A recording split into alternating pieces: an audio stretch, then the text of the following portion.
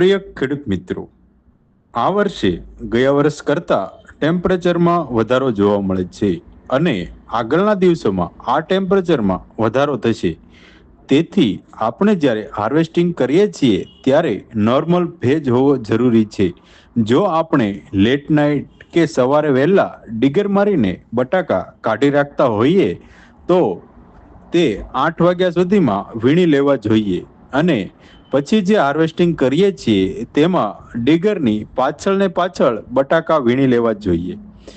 આગળના દિવસોમાં આ ટેમ્પરેચરમાં વધારો થશે, તેથી 11 થી 5 વાગ્યા સુધી હાર્વેસ્ટિંગ કરવું નહીં અને ડિગર, ટ્રેક્ટરની ટ્રોલી, તગારા આ બધું છાંયડામાં રાખવું.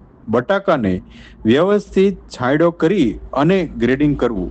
અને ખાસ વિનંતી છે કે બટાકાને ખેતરમાં આવી રીતે ડિગર મારી અને તપવા દેવા જોઈએ નહીં.